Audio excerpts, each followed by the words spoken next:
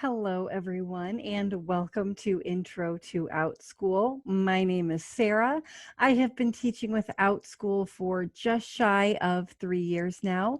I am a former public school teacher. Now I teach totally online from home, and I have exclusively for about 2 out of those 3 years. In addition to being an Outschool teacher, I am also an Outschool parent. So I have that unique perspective of seeing things from both sides of the computer screen. And I'm really excited about this program, Intro to Outschool, that is here to help new families get started off on the right foot, talk about all of the different classes that you can find, how to search for the right classes, and how to use those classroom features effectively when you are taking classes. So let's go ahead and get started. All right, so our goals for today. Today, we are going to learn more about Outschool itself as a platform, how to find the right classes for your learner, how to use basic Zoom functions and participate in the classroom effectively, and hopefully, we will answer your most burning questions. So, what is Outschool? Outschool is an online educational marketplace. So, what is an online educational marketplace? The best example that I can come up with, kind of a rough comparison, it isn't perfect, something like a farmer's market. So imagine your local farmer's market where all of the different businesses, vendors, artisans, craftsmen all come together to offer their goods and services. Outschool is a little something like that. All of the teachers are independent. They create their own courses designed around their own areas of expertise, and they all come to one location to offer those courses for your student. There are classes offered in both traditional and non-traditional topics. Now, my personal favorites are classes where they are based on traditional course subjects, but offered in a unique, non-traditional way. I know for my own children, that is really a great way to get them engaged in the learning process. Outschool, of course, wants all students to love learning. That has been Outschool's mission from day one, but especially now with all of the uncertainty, educational upheaval, Outschool really wants to be that safe place for students to come, love learning, have fun, and as I said before, engage in the learning process in a truly unique and personal way. So, what is an Outschool class? Outschool classes come in four different formats. One time classes are exactly what they sound like. They meet only once, usually for 30 to 90 minutes. Multi day classes. These meet for a set number of weeks with the same group of students all beginning class together. They are building on a skill. Ongoing classes. These are subscription based. Families are charged per week. In these classes, students can enroll at any point in the course and they can unenroll or unsubscribe at any point. So these are great for things like arts and crafts or maybe courses that can have individual independent units. They're not necessarily building on a skill. Flex classes. These are the same basic format as multi-day classes where they meet for a set number of weeks. You're building on a skill. However, flex classes do not have live meetings. These are asynchronous courses. So these are a great option for students who are maybe outside of the time zone of the teacher, or maybe they have a very busy schedule, or they just like to learn at their own pace. So, how can you find the right class for your child? How can you effectively use the search feature? When you log into your Outschool page, you will see up in the upper right-hand corner a set of really important features. The first says Find Classes, then there's Teach, Schedule, Help, and then where your picture will be, that is where you can find your account information. So when you are ready to find some classes for your learner, you can go ahead and click on Find Classes. And that is going to take you to this search box. So there at the top, you'll see it says any topic or teacher. That is where you can type in those keywords such as biology, algebra, phonics, reading, kindergarten. If you have a specific teacher in mind, you can also type in the teacher's name and search for classes offered by him or her. Now, down below that search bar, you'll see that there are 6 different search buttons. Some of them are highlighted in blue, some are left white. The ones that are highlighted in blue are search buttons that I have added search parameters to. Some of them I have not. So that first search button, it says September 1st to December 31st. I was looking for classes for my children for fall semester, so that was the date range that I was interested in. Now, you can search for classes that start today, that start next week, or classes that only run during the second week of October. It's really up to you how broad or narrow you want those search results to be. Now you'll notice at the bottom it says apply in that green box. Make sure you click on that apply button. I am still guilty of this to this day. I'll put in all of these great search parameters and then I forget to click on apply and I can't figure out why my search results don't come out as expected. So you definitely want to make sure that you click on apply after each of your search results. Weekdays, 7 a.m. to 7 p.m. Again, those were the days and times that I was searching for, but you can look for just evening classes, only weekend classes, maybe classes that meet on Tuesdays between noon and 2. Totally up to you. The next says ages 7, 9, and 16. Those are the ages of my children. So if I were looking for, say, just a class for my 9-year-old, I would uncheck 7 and 16, click on apply, and then that would only return search results for that particular child. The next button says any subject. Those are those subjects that are a little bit more broad. So things like math, English, science, life skills, coding and tech. So maybe you aren't quite sure what type of class you're looking for, but you know the subject. So maybe you know that you want a life skills class for your 16-year-old. That would be a great time to add that to your search parameters. Any format. There you can choose between live classes and flex classes. Again, flex classes do not have live meetings. And then finally, any length. So there you can search for classes that are semester long, classes that only meet once.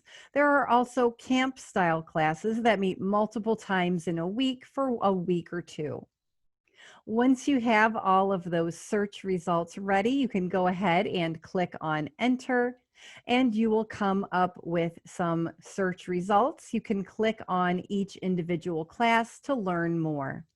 So I cannot stress this enough. And again, this is something I am 100% guilty of as a parent. Always read the course description. There is so much important information in that course description. You'll see at the bottom of my screenshot here, it says show more.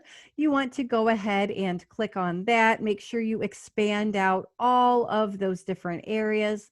Make sure you read through the prerequisites, see if there is some kind of knowledge or skill that your student should have before taking the class. You'll also want to look for materials or a supply list. Now, this class in particular, you'll see has 2 open sections. The first section runs on Mondays from October 5th to October 26th. The second runs on Tuesdays from January 5th to January 26th. They each have their own enroll button, so make sure that you are clicking on the correct button for the section you are choosing. Once you have enrolled in some classes, you can find those classes on your schedule. Again, these can be found in the upper right-hand corner of your Outschool page. So you go ahead and click on Schedule, and there you will find all of your classes that you are currently enrolled in for this month as well as future months. So this was my daughter's schedule from earlier in the summer. You'll see that it lists out each day that the class meets. So when you are ready to either attend class or you would like to go into class and maybe check out any supplies you need, read any teacher announcements, you can just go ahead and click on the blue link, and that will take you to your class page. So there you'll see that there are a lot of important features. The most important feature here is that green Go to Classroom button. That is going to take you to the Classroom tab. That is where you will find all of the announcements made by the teacher, any kind of documents, printables, videos, anything you need to have before class begins. That can all be found on the Classroom page. You can also get to the Classroom tab via that red box. They both take you to the exact same place. However, I think that green Go to Classroom button is a little bit more user-friendly. If you have questions for the teacher, you can get a hold of them in a couple of different ways. So in this screenshot, you'll see that we are on the For Parents tab. There you can message the teacher. So messages coming in from this tab will be listed as coming from the parent. So the teacher knows they are speaking to the parent. If your student would like to message their teacher directly, they can do so from the Teacher tab. That is that smaller orange oval there at the top. They can click on that tab and privately message the teacher from there. When you are in the Classroom tab, you want to look very carefully for any kind of blue links, attachments, anything that may need to be viewed, downloaded, or printed before class begins. In this particular case, it says Comic Book Course Materials PDF. This is a printable packet that students need to have before class begins. If your student would like to add a public comment to the classroom, they can do so by typing in the comment box that's found right below any teacher announcements. They can type their comment into the box and then click send. Now, I use air quotes around public because it is viewable by everyone enrolled in the class. It is not viewable by the general public, but it's also not a private message. It is a message that all enrolled students can see. If your student would like to upload work, add an attachment, or even record a video directly into the Outschool classroom, they can do so by clicking on that blue paperclip icon and uploading whatever they would like to add. When it is almost time for class to begin, you want to go to the Classroom tab. Again, that can be found by clicking on the blue title of your class, going to Go to Classroom, and then there you will see a big green button at the top that says Join Live Meeting. Now, I know my screenshot says Start Live Meeting because that's what I see as the teacher, but yours will say Join Live Meeting. That is the only way to get into class. You have to go through the Outschool page. You cannot enter the class through Zoom directly. If you are being prompted for a meeting ID or a password, you have likely gone in through another means other than the Outschool page. Teachers are not allowed to give out meeting IDs or passwords because then our classroom is no longer secure. We want to make sure that for the safety of all of our students, only those who are enrolled in class are attending. Once class begins, you will see this screenshot that I have at the bottom. That is going to give you all of those different Zoom features. So the first one is a microphone icon that says mute or unmute. That is where students can turn their microphones on and off. It is generally considered best practice to turn your microphone off after you've come into class and introduced yourself. Houses, including my own, are super noisy. There's background noise, things you don't think the microphone picks up. It does. So it really does help if everyone stays muted so everyone can hear the teacher clearly. Right next to that is the Stop Video, Start Video button. That is where students can turn their cameras on and off. Generally speaking, it is okay for a student to take class without their camera on. However, all students do need to turn their camera on briefly just so they can verify that they are in fact a student, say hello to the teacher, and then again, generally speaking, they can turn their camera back off. Some teachers may have different guidelines and expectations about that, but as a general rule, it is okay. All of our classrooms do have a chat box feature. Now, again, teachers have different expectations and guidelines regarding what can and cannot be typed in the chat box. So make sure that you are following those classroom guidelines that your teacher has set out. Okay, so some helpful tips for Zoom etiquette. Take class in a quiet location with as few distractions as possible. Again, something I totally understand as a parent. There are days that my house is just absolute chaos, and it really is challenging to find a quiet spot to take class. But it really does help, even if you just need to tell the other family members, hey, my student is taking class here, let them be, make sure they can focus appropriately. Stay muted unless speaking. That really does help reduce background noise. Dress in a manner that is appropriate for a classroom. Now, this certainly does not mean that you need to be all fancy and super presentable. What it does mean is that all students of all ages, of all genders, must have tops and bottoms. I know sometimes kids are in and out of the pool. Maybe they are just rolling out of bed. They aren't quite put together. You want to make sure that everything is appropriately covered before attending class. We do, of course, want to support our children in being good audience members and avoid distracting others. It can be really easy when you are comfortable in your own home, you have your own toys around you, maybe you're in a cool spinny office chair, to kind of forget that other students can see you.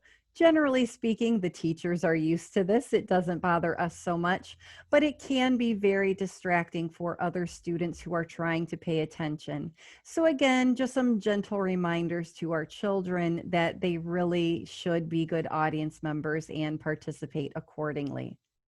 And again, as I said in the beginning, we want all of our students to have fun. We want them to really care about the process, engage in their own learning, and take an active role in their education.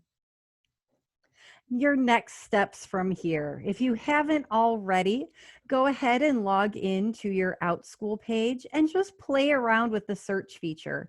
I have done this myself quite a few times, just looking for classes that maybe don't meet our schedule, but I might be interested in later. So you can find some really great unique classes by just kind of taking all of the search parameters off and maybe just entering your child's age or just a subject and see what comes up. It's really interesting to see how many different classes we have. You can, of course, click on those classes that you find interesting, read through those course descriptions thoroughly, and when you're ready, when you feel comfortable, go ahead and click on Enroll. All right, so we will finish out today with my most frequently asked questions. So my most frequently asked question right now, we're new to homeschooling, maybe we're supplementing public school. We want to use Outschool classes to count as credit. How can we do that? Can Outschool classes count toward credit? So I have a short answer and I have a long answer. The short answer is yes, Outschool classes absolutely can be used as credit. They have been used as credit many, many times before. The long answer is that you are likely going to need to reach out to your specific educational governing body and see what their requirements are. So if you are still attached to a public school, charter school, umbrella school, you're going to want to reach out to them and see what requirements are needed in order for it to count as a course credit. If you are a traditional homeschooler, you likely need to look at your state homeschooling laws. Now, I am a traditional homeschooler for my youngest two. I know that for myself in Ohio, I get to decide what does and does not count as credit, but that is not the case across the board. You do need to look at those state laws regarding homeschooling. Do students need a headset? Not necessarily. I like to have a headset. I feel as though I can hear better. It blocks out the background noise. I feel that my students can hear me better because I have an attached microphone, but it's certainly up to student and family preference. My youngest two typically do not use headsets. They are more comfortable just using the built-in mic. Can two students share a device? Yes, they absolutely can.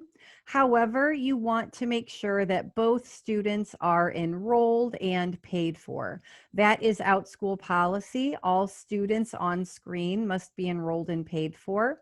So as long as that is the case, they can absolutely share a device. Again, my youngest two do it all the time. Do you offer multiple child discounts? Maybe. Some teachers do, some teachers do not. And even among those teachers who do offer a multiple child discount, they may offer it for some classes and not for others. It's really just kind of a matter of how those classes work.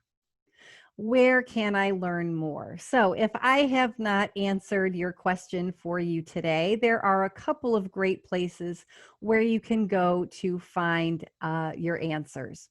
The first is the parent guide. I'll make sure that that is linked in this video description. You can go to the parent guide and search through all of the different articles that we have talking about how to take classes, how to pay for classes, using charter school funds. There is a lot of great information there. Also, you can go to that upper right-hand corner on the Outschool page and click on Help. There you will come across the Help Center. There's a parent FAQ, there are videos, there's lots of great information there. If all else fails, if you can't find your answer either of those two places, or you have something that is very specific to your unique situation, you can always reach out to support directly, support@outschool.com. They are always happy to help. They can either answer your question directly or point you toward an answer. So it has been such a pleasure chatting with all of you today. It has been an absolute joy and such a benefit for my family as we have taken classes on Outschool, as I have taught classes on Outschool, and I hope that all of you have that same experience. So I hope you all take care, you all stay safe and healthy, and I hope to see you in some Outschool classes soon. Bye, everyone.